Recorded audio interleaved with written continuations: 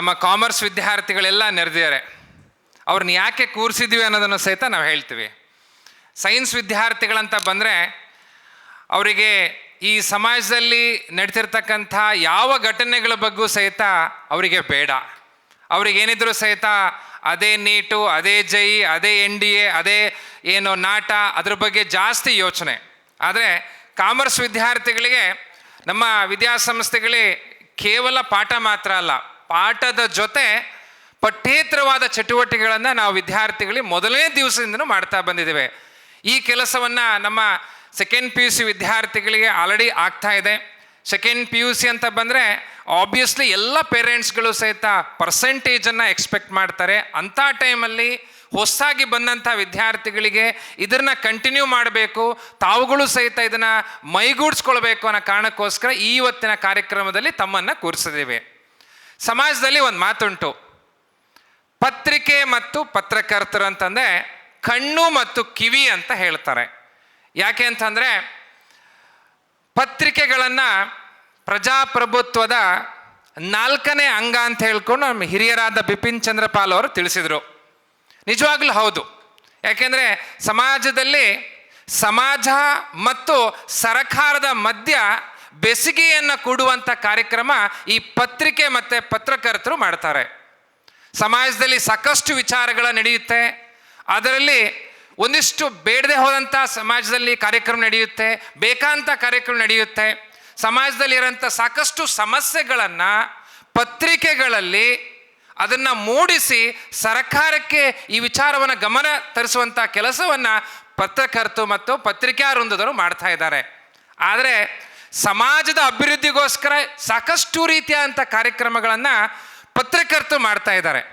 Sharif sir ಬೆಳಗ್ಗೆ ಮಾತಾಡೋಂಥ ಟೈಮಲ್ಲಿ ಹೇಳಿದರು, ಪತ್ರಕರ್ತರು ಸಮಾಜದ ಒಳಿತಿಗೋಸ್ಕರ ಸಾಕಷ್ಟು ರೀತಿಯಾದಂಥ ಶ್ರಮವನ್ನು ಮಾಡ್ತಾ ಇದ್ದಾರೆ. ಆದರೆ ಪತ್ರಕರ್ತಿಗಿರೋಂಥ ಸಮಸ್ಯೆಯನ್ನು ನೋಡೋರು ಯಾರು? ಅವ್ರ ಬಗ್ಗೆ ಯೋಚನೆ ಮಾಡೋರು ಯಾರು? ಸಮಾಜದ ಅಭಿವೃದ್ಧಿಗೋಸ್ಕರ ತಮ್ಮ ಜೀವನವನ್ನು ಕಂಪ್ಲೀಟ್ ಮುಡುಪಾಗಿಟ್ಟಿದ್ದಾರೆ. ಆದರೆ ಅವ್ರ ಬಗ್ಗೆ ಯೋಚನೆ ಮಾಡೋರು ಯಾರು? ನಾವು ಸಹಿತ ಚಿಂತನೆ ಮಾಡಲೇಬೇಕು. ಇವತ್ತಿನ ಒಂದು ಕಾರ್ಯಕ್ರಮದಲ್ಲಿ ಸಾಧಕ ವಿದ್ಯಾರ್ಥಿಗಳನ್ನು ಸನ್ಮಾನ ಮಾಡಿದ್ರು. ನಿಜವಾಗ್ಲೂ ಖುಷಿ ಅನಿಸುತ್ತೆ. ಅವ್ರು ಎಷ್ಟೇ ಪರ್ಸೆಂಟೇಜ್ ತೆಗಲಿ, ತಾವುಗಳು ಸುಮಾರು ಜನ ನಾನು ನೋಡ್ತಾ ಇದ್ದೆ ಕಾಮರ್ಸ್ ವಿದ್ಯಾರ್ಥಿಗಳನ್ನು ಪರ್ಸೆಂಟೇಜ್ ಹೇಳೋಂಥ ಟೈಮಲ್ಲಿ ನಿಮ್ಮಲ್ಲಿ ಕುಲ್ಲಕವಾದ ನಗು ಇತ್ತು. ಯಾಕೆಂದರೆ ಇಲ್ಲಿ ಕೂತಂಥ ವಿದ್ಯಾರ್ಥಿಗಳು ಔಟ್ ಆಫ್ ಔಟ್ ತೆಗೆದವ್ರು ಸಹಿತ ಇದ್ದಾರೆ. ಅವರಿಗೂ ಅನಿಸುತ್ತೆ, ಏನಪ್ಪ ಇದು 79%, 89%, ಅವರಿಗಿಂತ ಬೆಸ್ಟ್ ಪರ್ಫಾರ್ಮೆನ್ಸನ್ನು ನಾವು ಇಲ್ಲಿ ಇಟ್ಕೊಂಡು ಸಹಿತ ನಮಗೆ ಈ ಅವಕಾಶಗಳೆಲ್ಲ ಸಿಗ್ತಾ ಇಲ್ಲ ಅಂತ ನೀವು ಯೋಚನೆ ಮಾಡ್ತಾ ಇದ್ದೀರಾ. ಆದರೆ ಈ ಪತ್ರಿಕಾ ವೃಂದದಲ್ಲಿ ತಮ್ಮನ್ನು ಕಂಪ್ಲೀಟ್ ಈ ಸಮಾಜಕ್ಕೋಸ್ಕರ ಮುಡಿಪಾಗಿಟ್ಕೊಂಡು ಅಂಥ ವಿದ್ಯಾರ್ಥಿಗಳನ್ನು, ಅವ್ರ ಮಕ್ಕಳನ್ನ ಈ ಒಂದು ಚಿಕ್ಕ ಕಾರ್ಯಕ್ರಮಗಳ ಮುಖಾಂತರ ಅವ್ರನ್ನ ಏನು ಸನ್ಮಾನ ಮಾಡಿದ್ದಾರೆ. ನಿಜವಾಗ್ಲೂ ಒಳ್ಳೆ ಕೆಲಸ. ಇಂಥ ಕೆಲಸಗಳು ಮುಂದೂ ಸಹಿತ ಆಗಲಿ ಅಂತ ಹೇಳ್ಕೊಂಡು ನಾನು ಅವರಿಗೆ ಅಭಿನಂದನೆಗಳನ್ನು ತಿಳಿಸ್ತೇನೆ. ಇನ್ನು ಇವತ್ತಿನ ದಿವಸ ಕ್ರಿಯೇಟಿವ್ ವಿದ್ಯಾಸಂಸ್ಥೆಯನ್ನು ಅಶ್ವಥ್ ಸರ್ನ ಅಭಿನಂದಿಸಿದರು. ಅವರ ಪರವಾಗಿ ನಾನು ಈ ಕಾರ್ಯಕ್ರಮದಲ್ಲಿ ಅಭಿನಂದನೆಯನ್ನು ತಗೊಂಡೆ. ಆದರೆ ಇದಕ್ಕೆ ನಾನು ಸೂಕ್ತನಲ್ಲ, ಓಪನ್ ಆಗಿ ಹೇಳ್ತೀನಿ, ನಾನು ಸೂಕ್ತನಲ್ಲ. ಯಾಕೆಂದರೆ I am the best teacher. ಹಾಗೆ ಅಂತ ಹೇಳ್ಕೊಂಡು ಬೆಸ್ಟ್ ಮೋಟಿವೇಶನ್ ಸ್ಪೀಕರ್ ಅಂತ ಹೇಳೋಕ್ಕಾಗೋದಿಲ್ಲ. ಯಾಕೆಂದರೆ ನಾವುಗಳು ಹೇಳಿ ಕೇಳಿ PCMB ಸೈನ್ಸ್ ಫ್ಯಾಕಲ್ಟಿಗಳು ಸಮಾಜದ ವಿಚಾರದ ಬಗ್ಗೆ ಮಾತಾಡ್ತೀವಿ.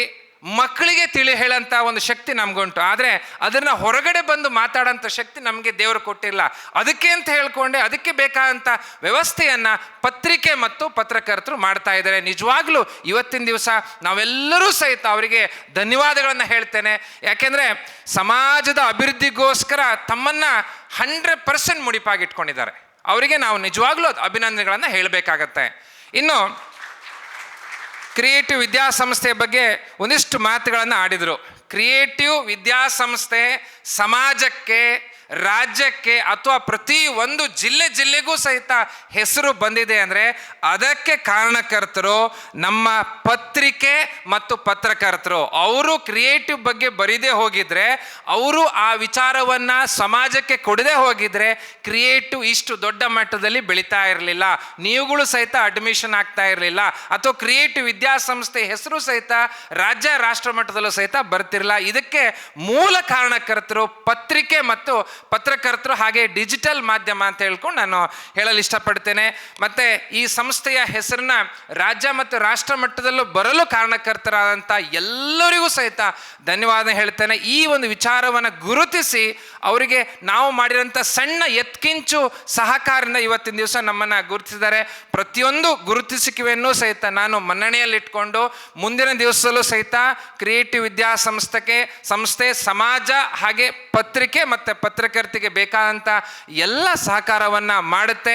ಪತ್ರಿಕಾ ವೃಂದ, ಕಾರ್ಕಳ ಪತ್ರಿಕಾ ವೃಂದ ಹಾಗೆ ಈ ಉಡುಪಿ ಪತ್ರಿಕಾ ವೃಂದ ಭಾಳ ಒಳ್ಳೆ ಕೆಲಸಗಳನ್ನು ಮಾಡ್ತಾ ಇದೆ. ಇನ್ನೂ ಸಹಿತ ಒಳ್ಳೆ ಕೆಲಸಗಳು ಆಗಲಿ, ಇನ್ನೂ ಸಹಿತ ಒಳ್ಳೆ ಕೆಲಸಗಳು ಮುಂಬರಲಿ ಅಂತ ಹೇಳ್ಕೊಂಡು ಆಶಿಸ್ತಾ, ಇದ್ರ ಜೊತೆ ನಾನು ಆಸ್ಟ್ರೋ ಮೋಹನ್ ಸರ್ ಬಗ್ಗೆ ಒಂದು ವಿಚಾರ ಮಾತಾಡ್ತೀನಿ. ಇಷ್ಟು ದಿವಸ ನಾನು ಅವ್ರು ನೋಡಿರಲಿಲ್ಲ. ಉದಯವಾಣಿ ಪೇಪರ್ ನಾನು ಡೈಲಿ ಓದ್ತೀನಿ. ಅದರಲ್ಲಿ ಕೆಲವೊಂದು ಪಿಕ್ಚರ್ಗಳಲ್ಲಿ ಕೃಪೆ ಅಂತ ಇರುತ್ತೆ, PC ಫೋಟೋ ಕರ್ಟಸಿ ಅಂತ ಹೇಳ್ತಾರೆ, ಆಸ್ಟ್ರೋಮೋಹನ್ ಅಂತ ಇರುತ್ತೆ. ಇವತ್ತು ನಿಜವಾಗ್ಲೂ ಅವ್ರನ್ನ ನೋಡುವಂಥ ಭಾಗ್ಯ ಸಿಕ್ತು. ನಾನು ಇಷ್ಟು ವರ್ಷದಲ್ಲಿ ನಾನು ಅವ್ರು ನೋಡಿರಲ್ಲ. ಪ್ರಖ್ಯಾತ ಈ ಭಾಗದ ಒಂದು ಬೆಸ್ಟ್ ಫೋಟೋಗ್ರಾಫರ್ ಅಂದರೆ ಆಸ್ಟ್ರೋಮೋಹನ್ ಸರ್. ಅವ್ರನ್ನೂ ನೋಡೋಂಥ ಅವಕಾಶ ನನಗೆ, ನಿಮ್ಗಳು ಸಹಿತ ಅವಕಾಶ ಆಯಿತು ಮಕ್ಕಳೇ.